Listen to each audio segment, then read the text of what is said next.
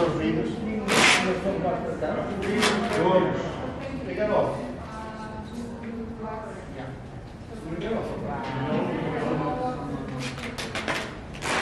É assim, não tem problema nenhum.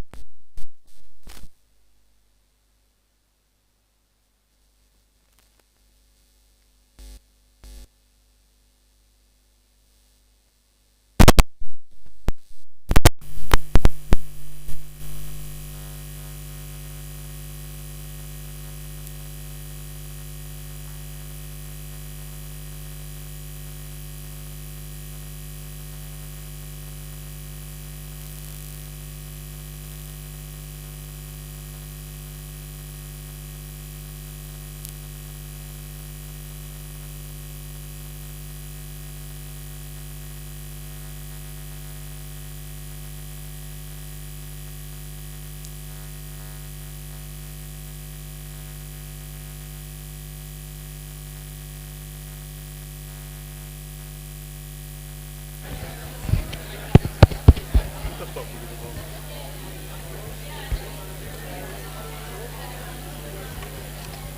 βάλω τα δικά μου τα ακουστικά.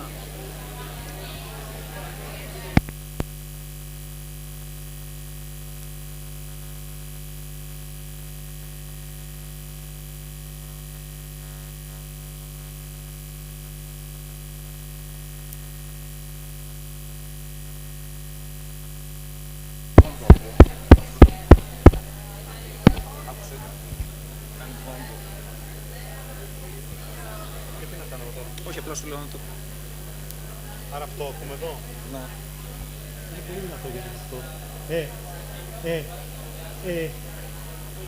Κάνε λίγο το βοηθήσω.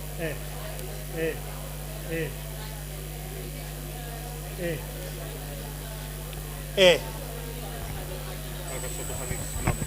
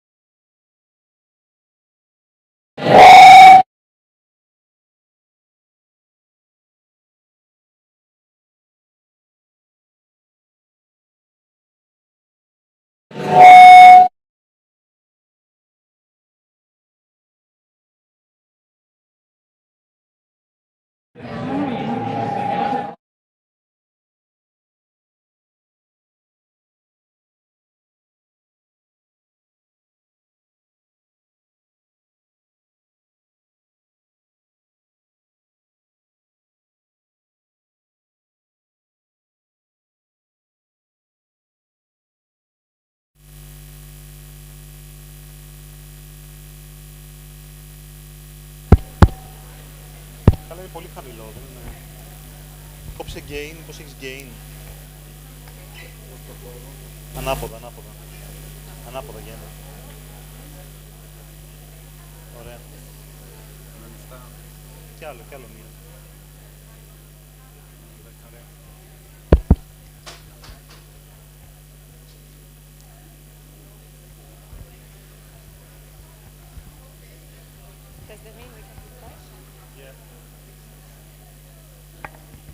Hello?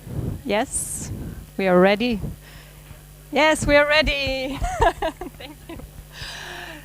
So good evening, ladies and gentlemen. Thank you very much for your patience, and we apologize for the little technical problems, but we are now all set to go.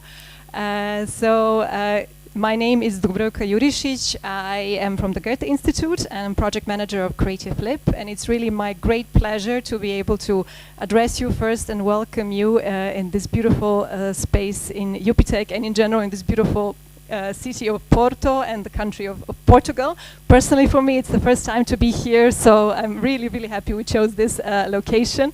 So as I said, on behalf of the Goethe Institute, the project partners of Creative Flip, IDEA, Intellectual Property Institute Luxembourg, 3S, and of course the European Creative Hubs Network, who are our main partner in the organization of this event. It's really my pleasure to welcome you here tonight. I would also like to extend special thank you to Crew Creative Hub, Dynamo 10 and UPTech for really their amazing support and work in making this event possible. So really a great thank you from our side, and on behalf of all the participants, I think, who will enjoy the next 3 days as well. So I also like to thank the municipalities of Porto and Viana do Castelo, who really have supported us in co-promoting this event and enabling us to meet in these wonderful venues over the course of the next 3 days. So the Creative Flip project has been running since 2019 with the support of the European Commission and Directorate General of Education and Culture. And we have with us today Barbara Stacher from the European Commission, whom you will hear tomorrow in the morning to say hello. And over the last 3.5 years that we've been implementing this project, we really try to support the sector, to support the overall ecosystem, as the nice catchword we like to say in Brussels, but to kind of break down the silos and support the CCI in different topics, in access to finance, in intellectual property, skills, working conditions of culture creative professionals.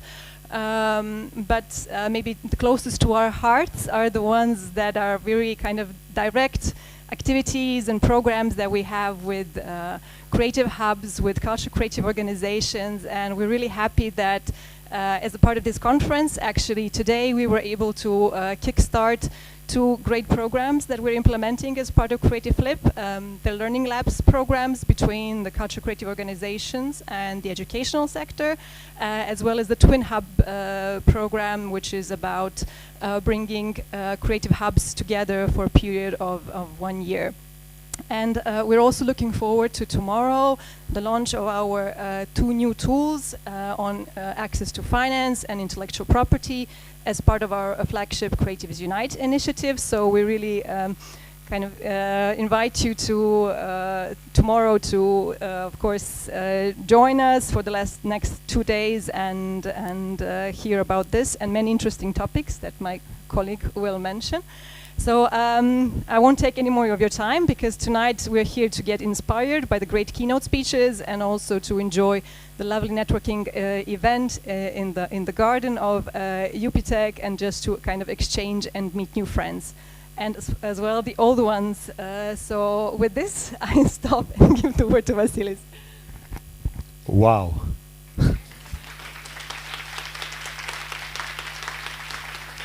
Hello, family. I'm so happy to see you all here, alive and 3-dimensional. It has been a tiring period with this kind of awful window communications, so welcome. I won't tire you with details. I think Dubravka is amazing, covering all topics. I just want to say that this conference is a combination of 2 things that are really important for the network.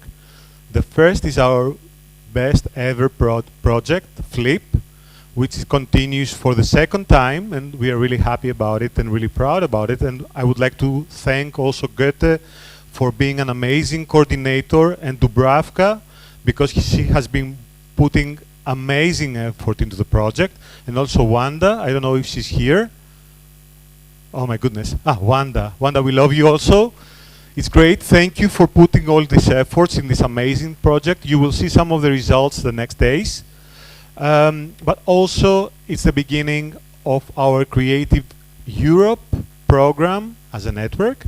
So we are part of the official European Creative Networks, which is great. It's a great opportunity, and it changes a lot our action plan and our capacity to help you all grow and thrive. So I'm really happy about it, and we will talk again the next days more about it. But I want to to talk about the room, actually. So the last time I visited this room was, I think, 7 years ago. And I had first the tour around the building. And here, there was a teacher's desk. And today, I see that it's been gone. So this, I think, also signals a change for APTEC. I mean, they're totally focused, not only as a university, but as a really active, creative hub, and invaluable also member of our big network and family. So I would like to invite also Maria Oliveira to tell us a few words about the place. Maria?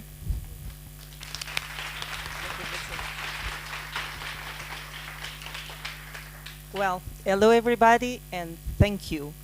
I think it's UPTEC that needs to thank you for being here and not the other way around. And you were talking about the room, and I was like, oh, you were here 7 years ago and nothing changed, because we are waiting to have our renovation works here in this building for 3, I would say 4 years right now. So things do change, but it takes a while. So you need to thank André, which is now our person responsible for this creative and cultural hub here in UPTEC, for doing some changes and for accelerating this a little bit.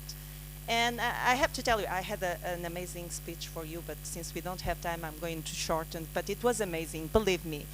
And basically what I want to tell you is that really our mission as a science and technology park at University of Porto is really to foster the creation and development of startups in all areas of knowledge. And also to do this, foster the vibrant community of entrepreneurs, founders, makers. And I think vibrant and inclusive is the word, because in the last 2 years, none of that existed. And what I saw outside there, it was a lot of noise, of course, but it was a joy, because in 2 years, we had no life at all. We had no people here in the building. Of course, they were there working in their rooms, but they were, COVID has isolated us from our friends, our families, from our communities. And this really had a huge impact, mainly in this sector, the cultural and creative industry. So we saw with a lot of, it was sad to see a lot of those business that we liked. They were downsizing, they were closing, some of them. And this means that we need to have this new boost of energy. And we need, like the phoenix coming from the ashes, we need to have this vibrant colors and energy, and to be able to take advantage of the opportunities that are now out there for us.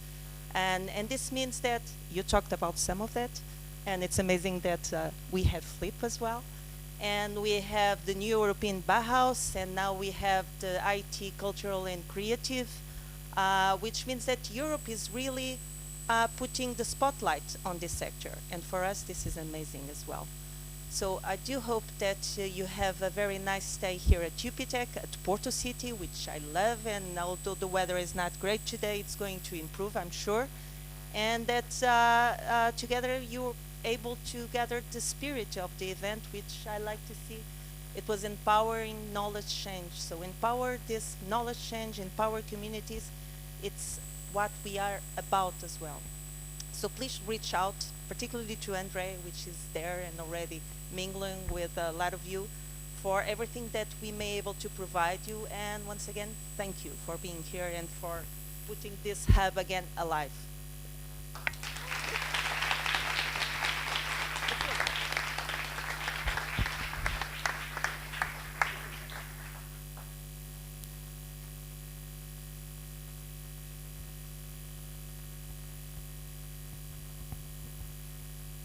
So today we have planned for you 2 amazing keynote speeches. So we want to cover the 2 overarching themes of the upcoming days. So our focus is the periphery and rural areas. And just to tell you a few words about rural areas, we have been, we noticed that many members are struggling that are located in periphery areas, that are struggling to understand themselves, to develop, and we see also many places kind of stopping their activity. That's what we noticed.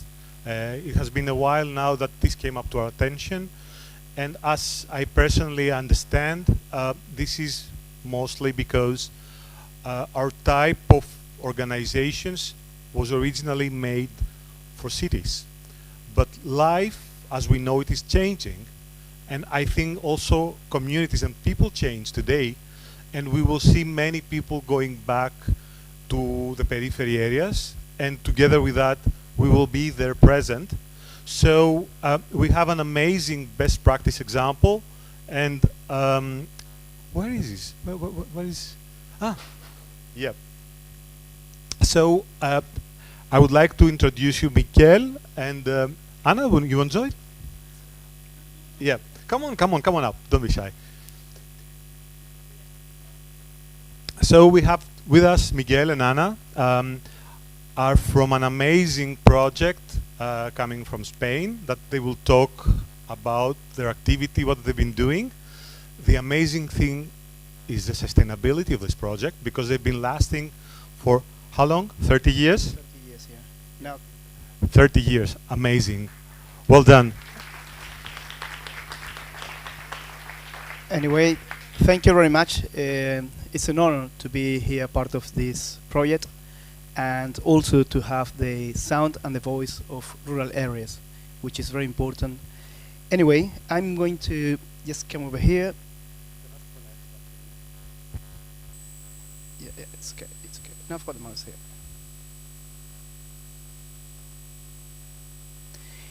This is General Guacil. Welcome to the natural environment of art. This is one of the villages which is being suffering this illness, terrible illness of the population.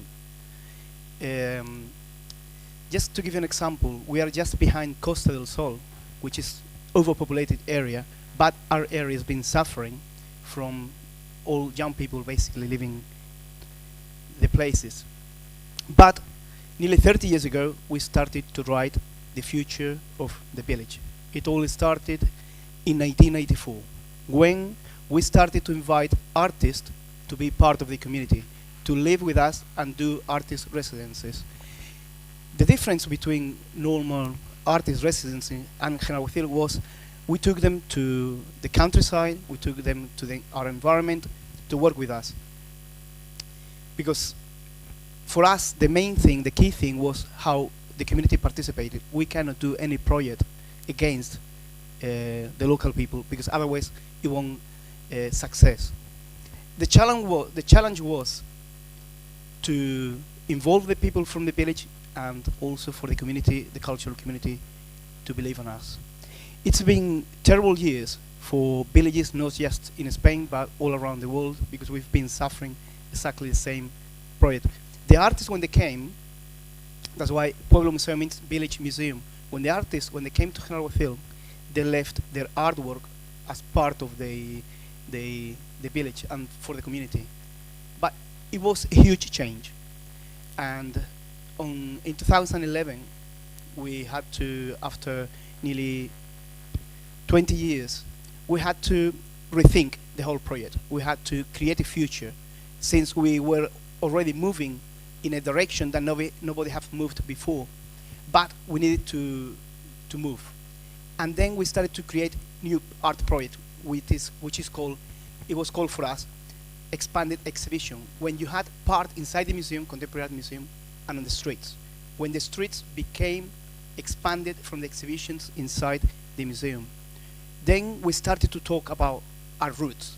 Like you can see here the work, typical work in Andalusia from Aaron Smith.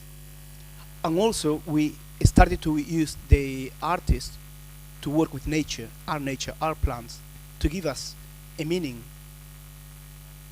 It wasn't enough. We thought, okay, now we have to do something else. We had to bring in new projects to General Guacil. And then we created a new program, which was Lumen, which is something that hasn't been done before, which it was artwork done with light.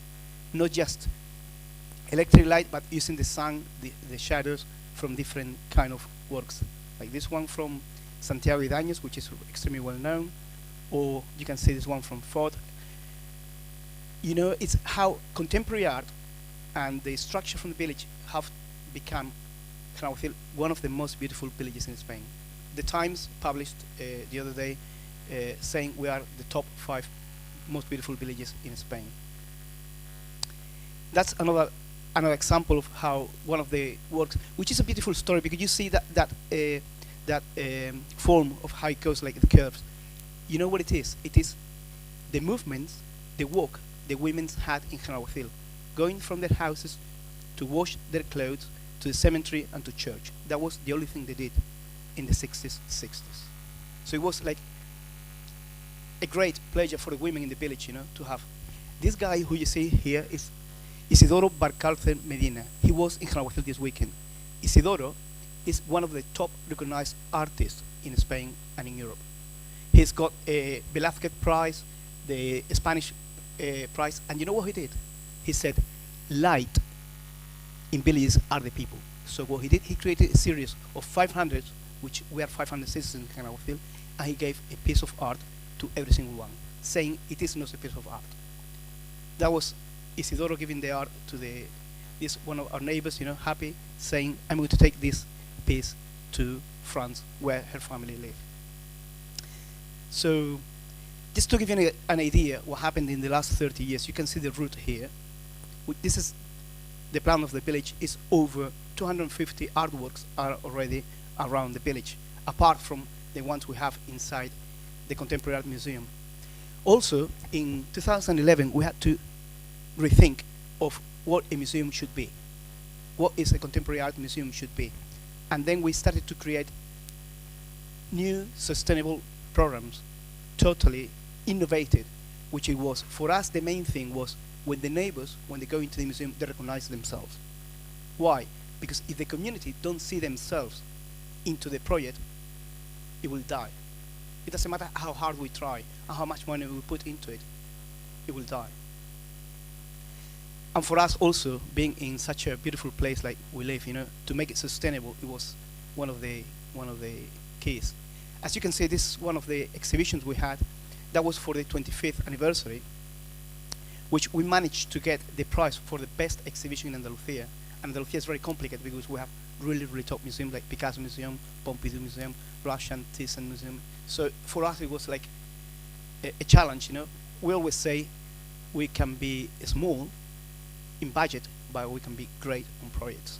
Like, this is one of the few things how an exhibition, you know, they call us like the small Tate of Europe, because we had to re-plan the whole room of one of the museum, which is 10 degrees, which is the same inclination of the village. So it was getting the outside of the village inside the museum.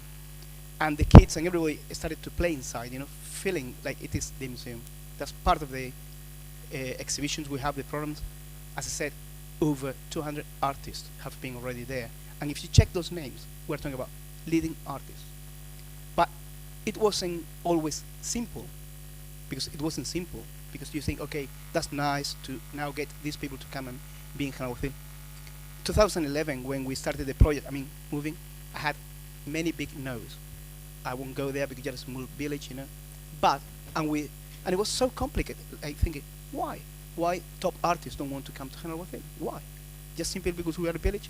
So we thought, okay, now we're going to change. We're going to change how they see us. So we did it. And now, the museum of 500 people get an curves to get to Hanawathil. We get over to 20,000 people, which has a huge economic impact in the economy in Hanawathil, which was what we had to do. Because what killed the Hanawathil was there wasn't any opportunities, and culture has created opportunities. And we work in 4 main pillars, which is tradition, art, culture, and nature. And next step was, okay, now we're doing the project. How can we protect it? I'm the mayor from Hanawathil, and I thought, okay, the biggest threat is politics. So we thought, okay, we're going to create a foundation, because I don't want that. I don't want to have the responsibility on my back or the future of my village. We've been losing population over 60 years, so we have to protect it.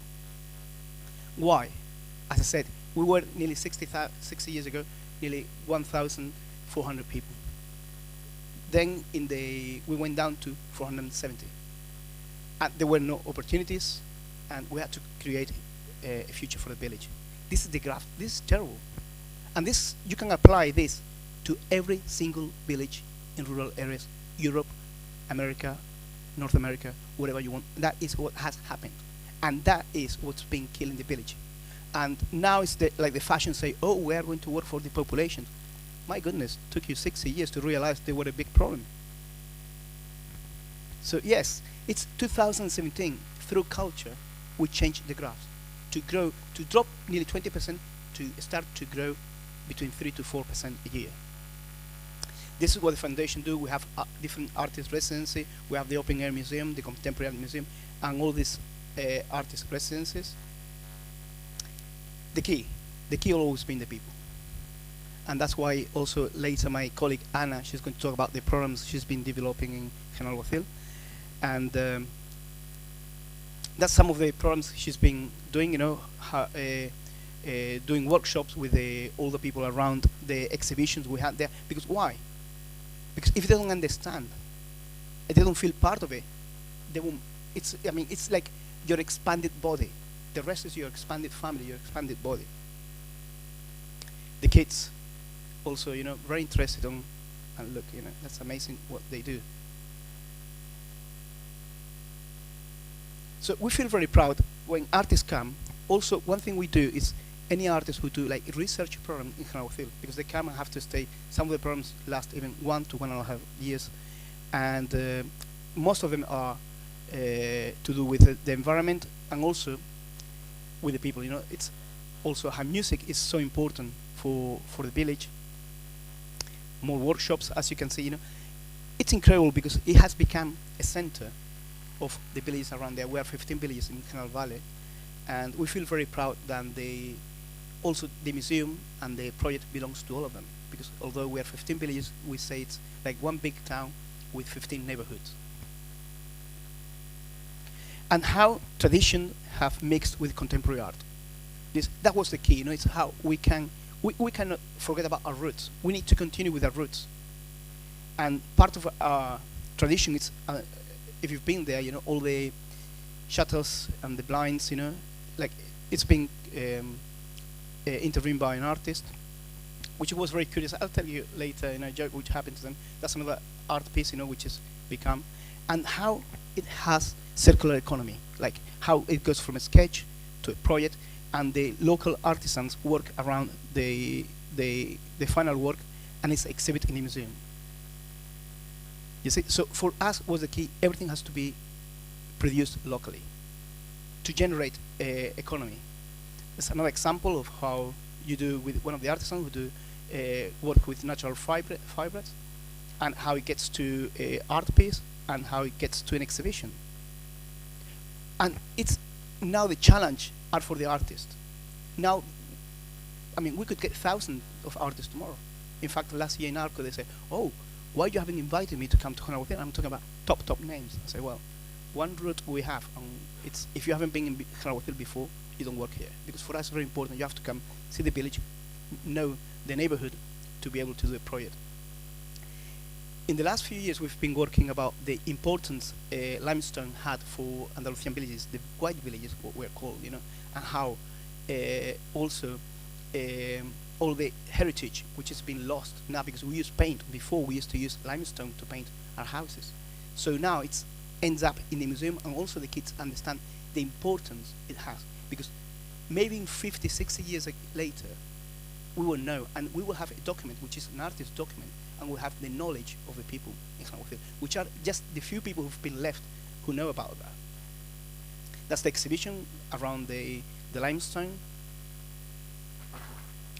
more part of the limestone, and how General Alguacil gets into, it is called Observatorio de la Cultura en España, which is, it is rated by professional, the best cultural resources, and we are in number 11 in Andalusia. Since 2017, we started to be there, and okay, they look at us, okay, why these people with such a little budget can be there? And the politicians think, oh, we're there, our projects are not there, and they are there. So what do? Try to kill us. Because they see us as a threat. Because you would think, very little money can take you there. Why you spend so many millions and you're not even there? You must be, instead of rethinking, what am I doing wrong, they try to kill us. as I said, we won the prize of the best exhibition in Andalusia with the 25th anniversary exhibition. Being in Arco is the contemporary art fair in Madrid, which is one of the most famous ones in Europe, and it's ever so complicated to get there. We're there. And for us, it's so proud how a small community can be part. And for me, the key is, if we've done it, anyone can do it. We're not any better or any worse. I think when you work through your dreams, they become true. And that's an example of what it is. It's a team, and building the project, and it's been the key for General Guacil. Also, you know, it's incredible because the media impact the project has. I have a friend who works, you know, working out how much it's worth, you know, the impact we have. Our budget for a town hall is a lot smaller than the media impact it has. It's incredible.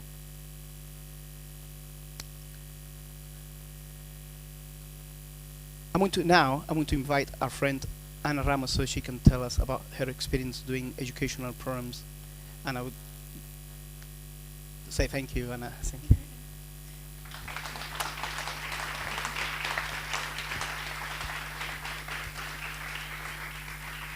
So thank you so much for having us here. My story is a bit different in General Guacil, in a way to say. I'm Brazilian, I'm an architect, and in my life I would never imagine that I would end up in a project that I like so much in a village in Spain. So it's a journey and it's very interesting. And of course I didn't want to interrupt your presentation to talk about my role now, because I started in General Guacil doing an internship. I came to south of Spain to study a master's degree, and it was in art and social development. And a teacher offered to do an internship in a village that I had no clue where it was or what it was about. So it was very interesting to say yes to a project that I had no clue.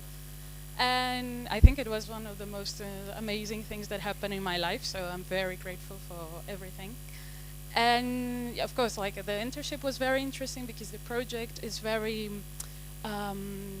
like people project, so it's very cool to have like artists very close to us and to have the opportunity to see how art can be done instead of, I don't know, like a very capitalized one with lots of heart but with lots of meaning as well. So it was very interesting, and since then I've been collaborating with them and doing educational projects.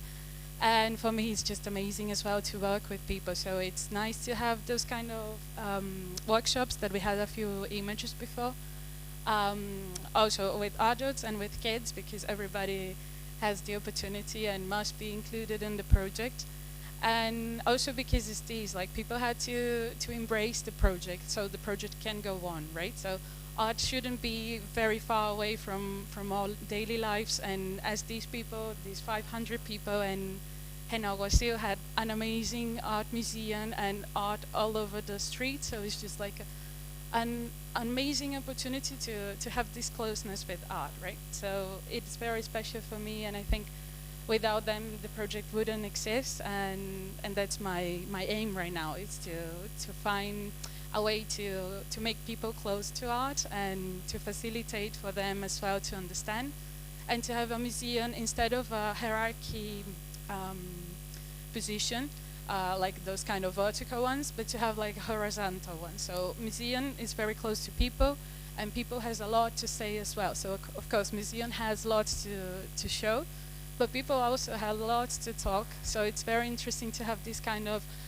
interaction, especially with adults, for example, because generally in museum, and I work in a few others before, have an educational program very focused on kids, and it's amazing. But of course adults are kind of left behind, and it's just like, oh, art is just like for little children. Like, the adults will find a way for themselves to understand it, right?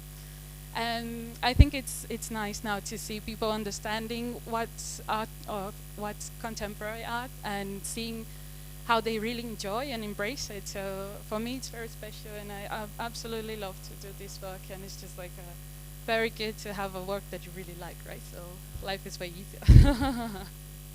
And yeah, thank you so much. I don't know if you have any question or if you want to participate in our exhibition here and your participation. So thank you so much.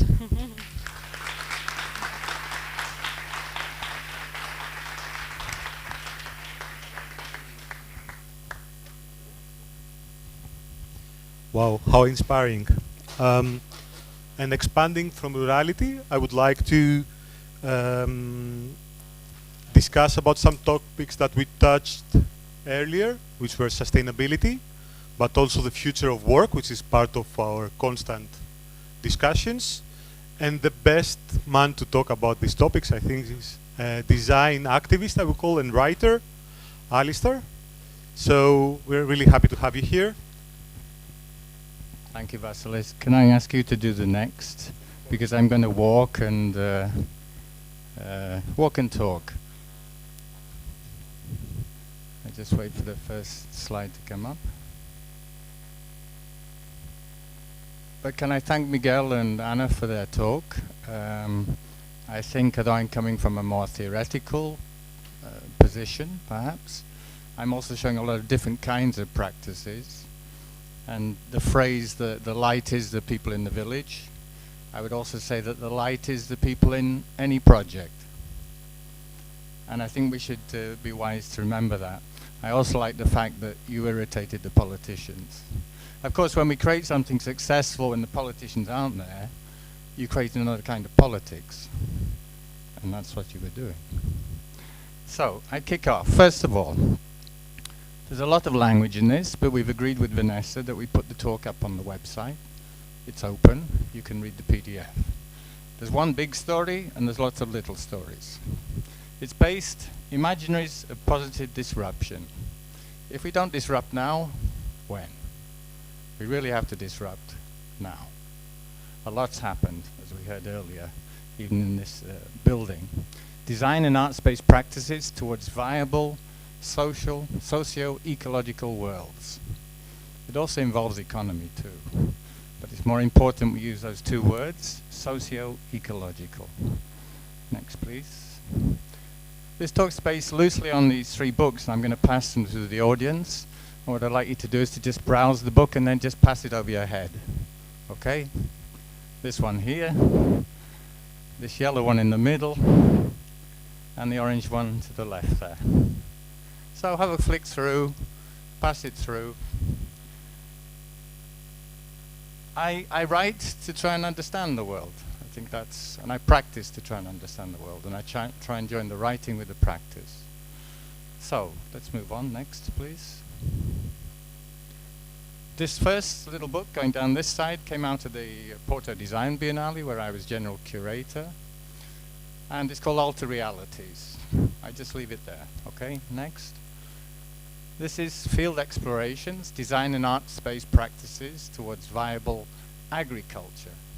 And you see, agriculture's got a hyphen, because I believe just like your village, it has a culture. It's the village culture. You can have one without the other. And every kind of agriculture has a culture. Even agribusiness has a culture. The little farmers, where I live up in the Minho area, they have a culture. And this project here is a very interesting one. It's led by Amy Franceschini from Future Farmers, a collective been running for 20 years. Future Farmers, you notice the name. They went around Abruzzo in Italy, taking this wooden Trojan horse, and they collected knowledge. And I'm going to refer to knowledge many times through this talk. But what kind of knowledge did they collect? What kind of knowledge do we respect in the society? Sometimes we get a little bit too focused on certain kinds of knowledge.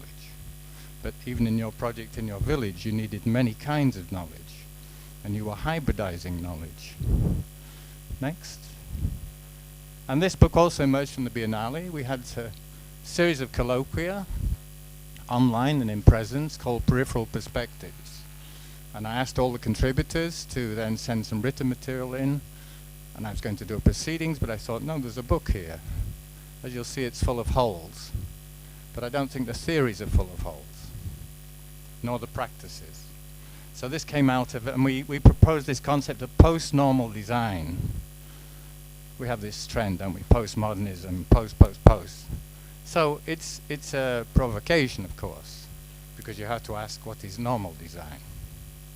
Normal design supports the neoliberal economy.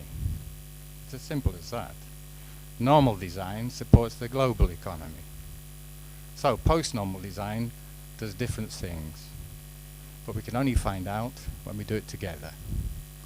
I've been using participatory design, co-design, 15, 20 years now, and the participation of people, as Anna and Miguel know, is absolutely critical, because participation is also ownership, and participation is commitment. Next. So I have 3 propositions tonight. I'm going to go through them very quickly.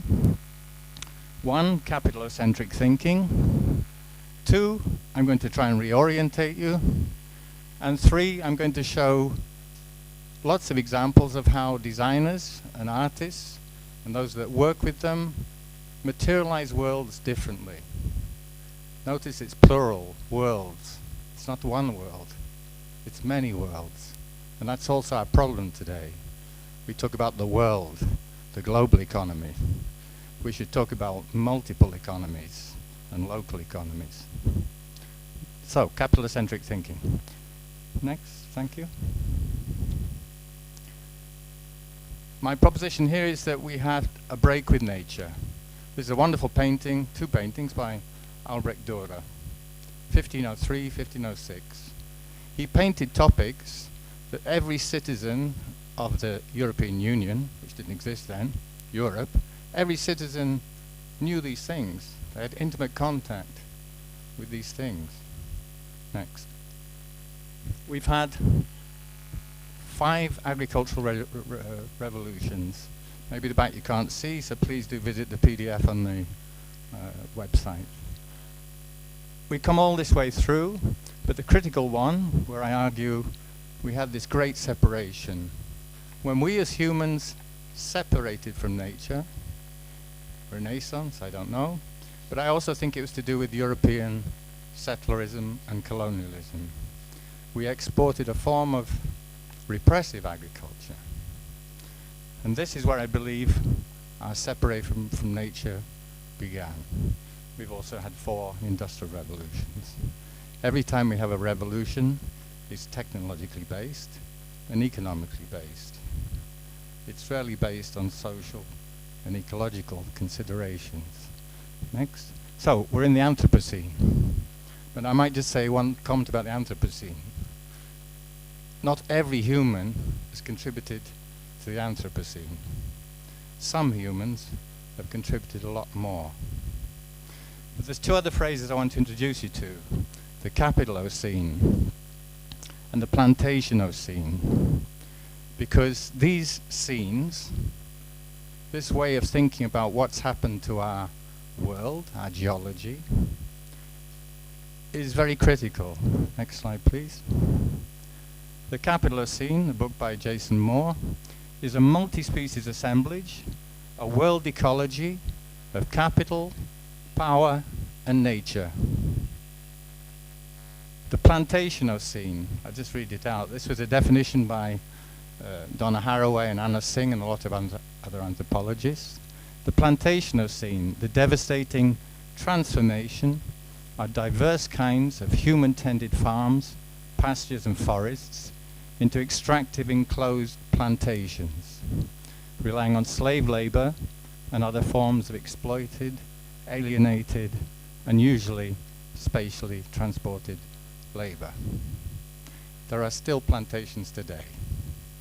Maybe not under the conditions of slavery, but indentured labor or precarious labor, they still exist.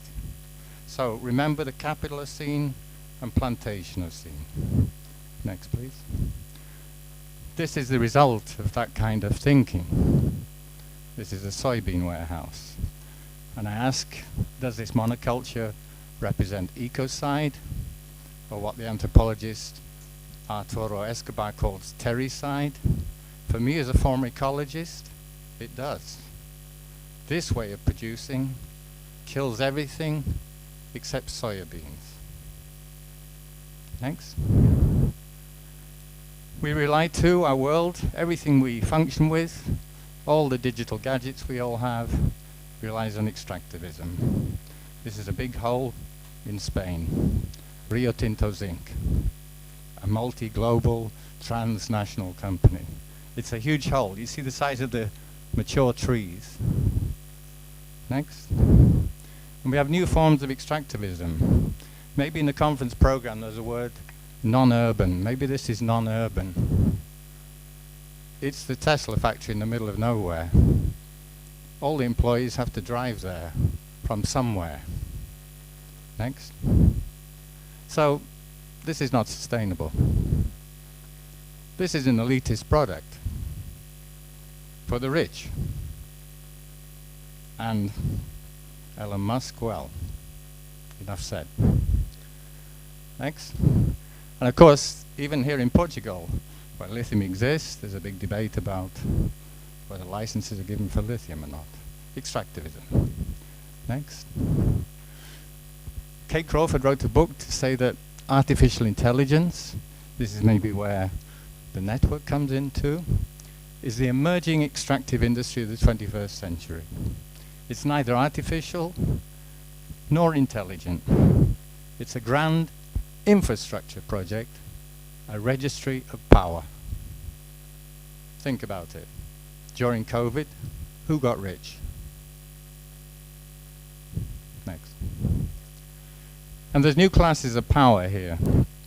This is from Mackenzie Walk's book, The Capital is Dead. 7 classes on the left, he's citing Guy Standing. The plutocracy class, the salariat, the proficients, I guess that's me, professional and technical. I guess that's a lot of you, professional and technical.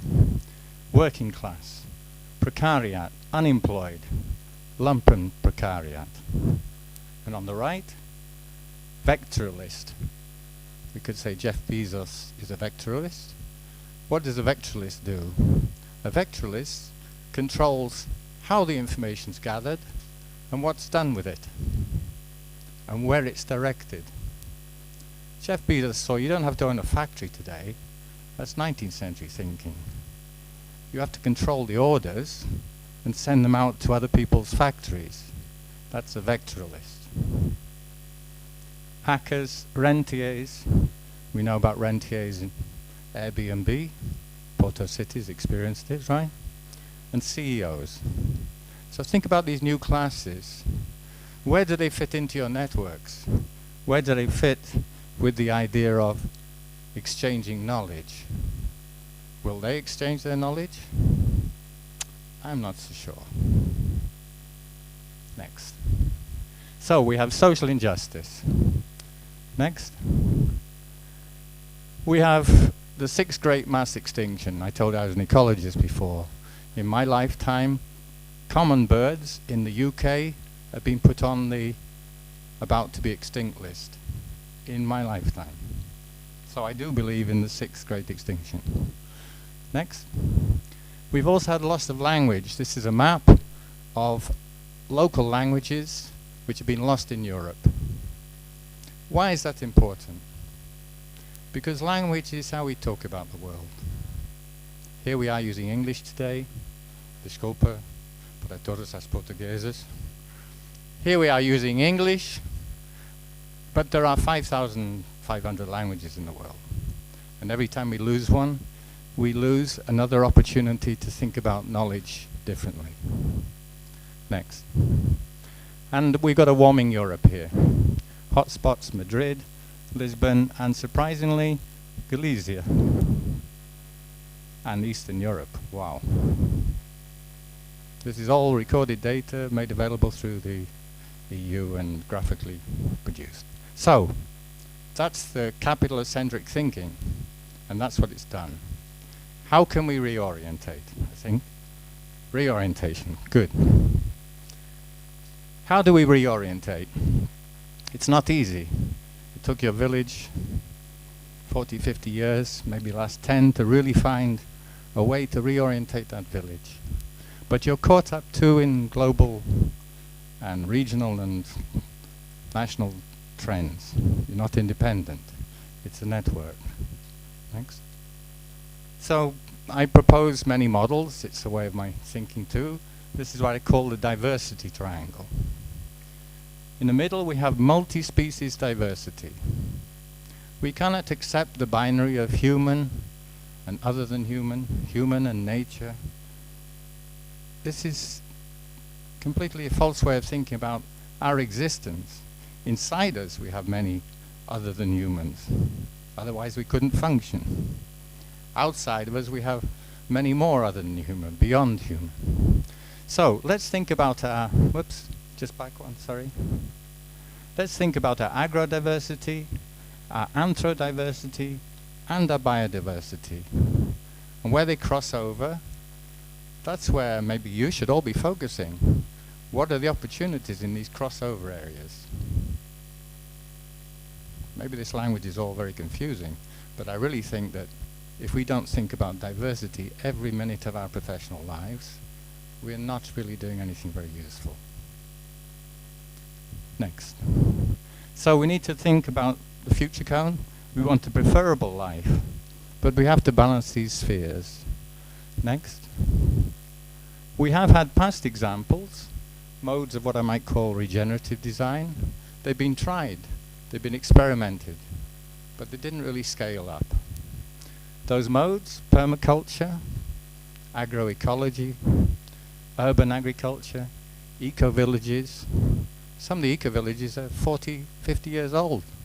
Greece, northern Scotland, and people still live in them. They're communities, of course. And ecological design. But it's not scaled up. So here's a question for you. What's your role in scaling up diversity? No answer needed right now. It's a big question. Next. We have to think differently with our economics. This is Donut Economics, the book by Kate Raworth. Remember the donut, the hole in the middle. So don't fall in the hole in the middle, because that means you've fallen out of society. You're one of the precariat, the lumpen precariat. You've really fallen out. And don't go on the outside of the donut, because you're damaging the very planet you live on. So stay in the donut. Kate Raworth has a spread in her book. She shows all the conventional economic diagrams, you know, all those graphs of growth, growth, growth. Then she shows her alternative diagrams on the right. And she simply says, economists need new diagrams in their head. I like it. So simple, so direct. Remember the donut.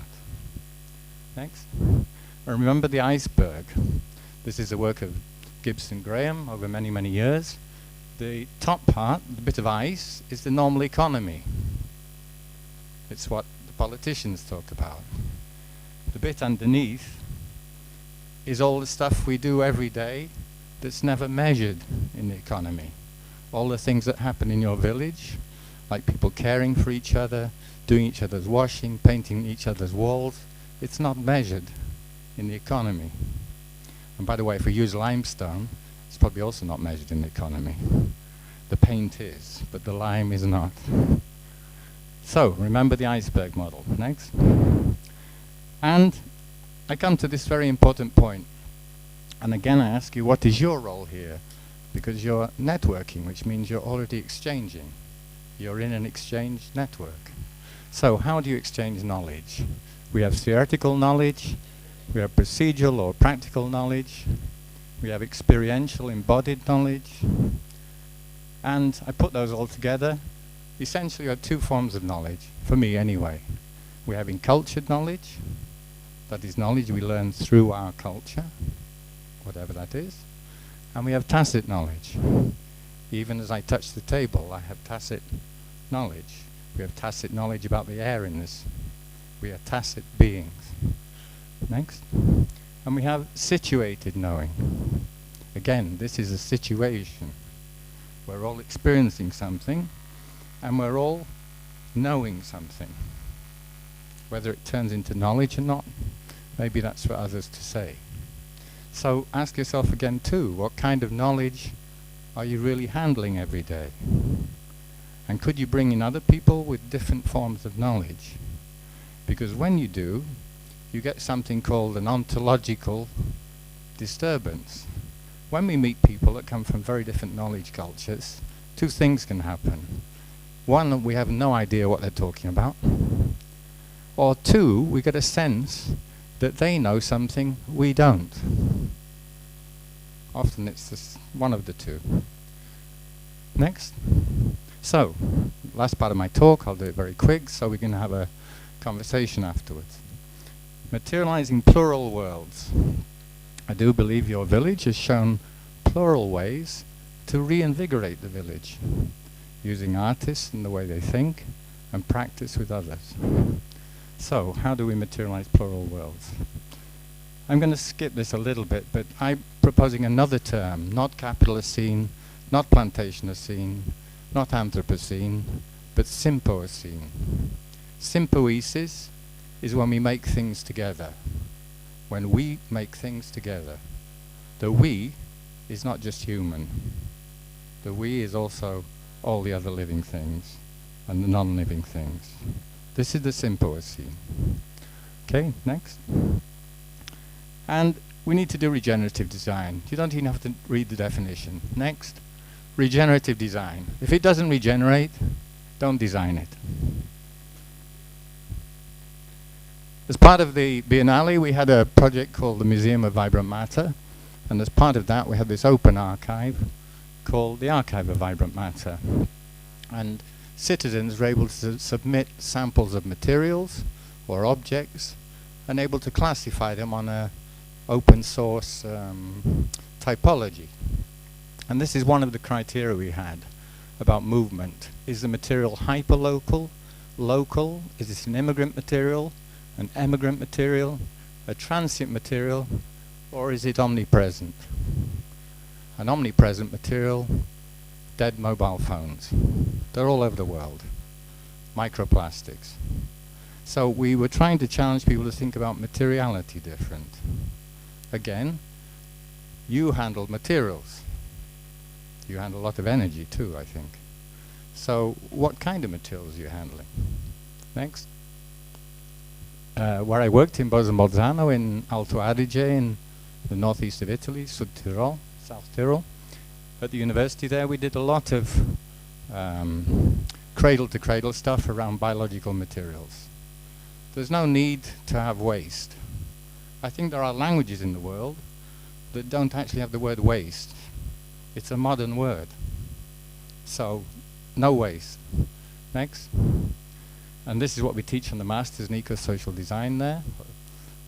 Our students involved with communities.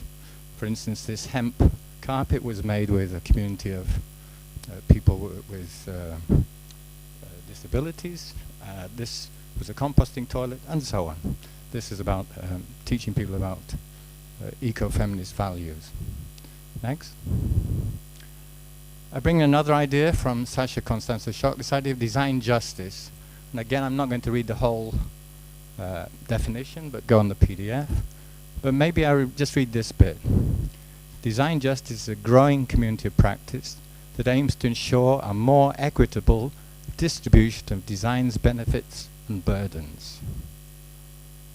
Many designers are doing work, in my opinion, where they create burdens, they create benefits for the consumers, and in doing so they create burdens for someone else. This doesn't seem fair. So, how do you apply justice in your work? You notice I'm asking you a lot of questions. I haven't got all the answers to those questions either, but they are the kind of questions I ask myself. Next. So some examples. This is community production in the Valley of Trentino. Comunità Frizzante. They go out with local people foraging in the countryside and they make seasonal drinks. Next. This was a master's project set up by Maika Holnaker. She lived with farmers. She recorded their thoughts and activities, especially the farmers that were trying to do new things. And she set up a podcast and a local internet radio station for them. So this is about communication. Next. This is L'Atelier Paysan. This is farmers who open source their ideas for new machinery. Many of these farmers are biological or organic farmers. So they share their new designs for equipment, because you cannot buy certain equipment on the market. You have to make it yourself. Farmers have a great tradition of making their own equipment. So this is a collective. Next. This is the Flatbread Society with future farmers in Oslo, where they looked at the old varieties of wheat growing in Norway. And these varieties of wheat were going extinct. And they recultivated them. But they started the whole project by building a bread oven. So again, to go back to what ignites a community? That's another question you can ask yourselves. What ignites your communities? Because you need to find that ignition. This is the way that future farmers did it. Next. We have many alternative food networks, and here's a graphic and communication designer, Chris Croyce, who mapped how the networks work. I don't know whether you map your networks for Phyllis, but I think it's a really good task to do because there's some surprises. I think there's about 10 examples he gives in his essay, and the shape of the network and who's doing what changes quite a lot. So, mapping networks. Next. This is a wonderful project done in Vallegrina, also in Trentino, by a design duo called Brave New Alps. And they went to the community, and this might also be relevant to your village, to think 40 years into the future, what kind of livelihood do you want? And they produced a map of future livelihoods. I think this is nice. I would like to map my livelihood. But this is, again, a positive thing I think that you can all think about. A livelihood is more than just work. It's how you live. And I think this has lots of opportunities too, especially when you do it collectively. Next. And this was another part of the Biennale, Alta Care, where we started to look also at the idea of care through different lenses, through indigenous cultures, through marginalized communities, through those who are excluded. If you talk to them about care, it's very different to talking to mainstream thinkers about care. Next. So, also we have to think about our landscape. I'm all for hybrids. I think you are hybridizing knowledge in your village. I think we get things crossing over. I'm not talking about agribusiness here, where they promise the next hybrid will produce more, but only if you buy their pesticides and their fertilizer. I'm not talking about that kind of hybrid. I'm talking about the fact that when you hybridize, you don't quite know what comes out of it. Here's a wonderful example using GPS and a special tractor drill. The white lines there were drilled with wildflowers. They actually allowed corridors for animals to go through the field. And it was all done with GPS positioning and a special drill. You could have your edible crop, which was oats, and you could use the wheat, chaff from the oats, but the wildflowers were there too. This happened 4 years before the first agricultural science laboratory in Switzerland happened to be, started to also experiment with drilling and wildflowers. This was a lone designer who thought, I'm going to change the drill and drill a field like this. And I think it's a wonderful example of how we can think differently. Next. So we need assemblages of care. Assemblages of care bring in all sorts of different kinds of people. They bring in all sorts of different kinds of entities. What Bruno Latour, sadly he died 2 days ago, the anthropologist and philosopher, he would have called them all actants. All these people and living beings, plants, soil, seeds, others, you, we, we're all actants. We all have the possibility of acting and changing what happens next. And when we act together, we affect each other, of course. But that's heading into the territory of Spinoza, so I'll leave that for tonight. So, assemblages of care. Next. I'm nearly there. And I think this is a wonderful quote from Jacques Rancière from his book, The Politics of Aesthetics. We've already had politics mentioned, I'm delighted. But I think this is a kind of civic politics we're talking about here. Each political system, of course, has an aesthetics. The global neoliberal economy has an aesthetics. And it's a regime. And he said, Rancière said, you need to challenge this distribution of the sensible. Who decides what is sensible, what we feel, what we experience, what we materialize? And he says you have to do that through determining what's the articulation between forms of action, production, perception, and thought. So on your network, or networks, how are you thinking about changing the distribution of the sensible? Next. And of course we need tools. You can email me, we haven't got a website where this is, but this is a tool that we created during COVID. It aims to bring together very, very different kinds of disciplines and very, very different kinds of knowledge. And it's a playful tool where you're asked to work in modes which you don't normally work in. So it's a bit unpredictable too. But we need this unpredictable thinking because the way we're moving at the moment, it's funny, but after COVID I expected some kind of, whoa, everybody doing crazy things and, you know, trying, experimenting, and silence. Though you might be doing things on your networks, I don't know. But we have to experiment. We're in a time of fragility where we need to experiment. And one way to do that is to have some good tools. I think I'll leave it there. I think that's it. You can get my email. Do look at the PDF on the website. And by the way, who's got the books? Hold them up. One more. Okay, those books are yours.